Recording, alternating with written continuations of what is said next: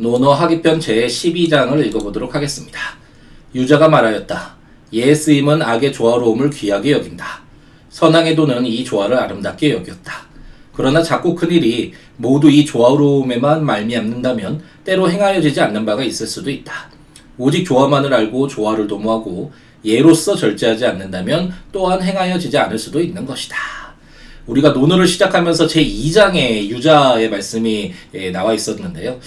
개인적으로는 공자님 제자들의 말씀을 공자님의 말씀에 비해서 그렇게 좋아하지 않고, 특히 유자의 이야기는 지금 방금 전에 읽었듯이 너무 추상적이고 이론적이고 정확하게 어떤 의미인지를 알 수 없는 이야기가 많아서 개인적으로 그렇게 크게 좋아하지는 않습니다. 어쨌든 학위편 제12장 유자의 말씀은 예와 악이라는 것을 어느 정도 알아야지 우리가 이해를 할 수 있는데요. 물론 2500년 전에 예와 악이라는 용어를 지금의 예와 악으로 정확하게 일치시키기는 어렵겠지만, 예는 예절을 말하고 악은 음악을 의미한다 라고 전제하고 읽어나가 보도록 하겠습니다.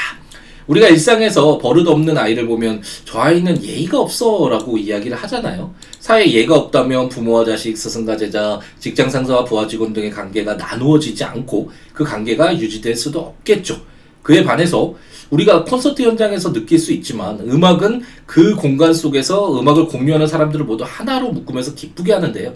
제가 예전에 야학 활동을 할 때 야학 축제 현장에서 서로 손을 잡고 강강 수월래를 부르면서 이렇게 도는 그 순간이 기억이 나는데, 정말 나라는 존재가 느껴지지 않을 정도로 하나가 된다는 느낌이 굉장히 강하더라고요. 이처럼 음악은 그 현장에서 대통령이든 고등학교 학생이든 누구든 구별되지 않고 모두 조화롭게 하는 그런 성격을 가지고 있습니다.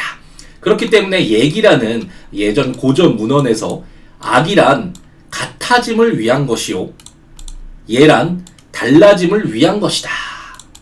같아지면 친해지고 달라지면 공경하게 된다 라고 규정을 해서 아까 예를 어떻게 구별하는지를 잘 설명해주고 있습니다.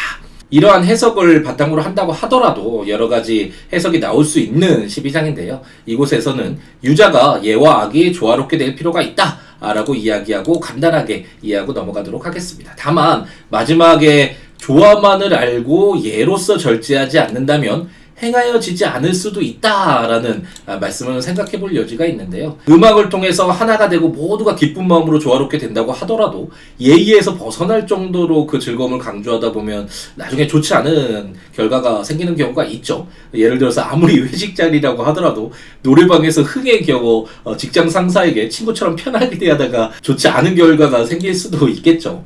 따라서 음악 등을 통해 조화롭게 하나가 되는 경험을 갖더라도 예의로서 절제하는 것이 필요하다라는 유자의 말씀은 한 번쯤 음미해 볼 필요가 있는 말씀인 것 같습니다.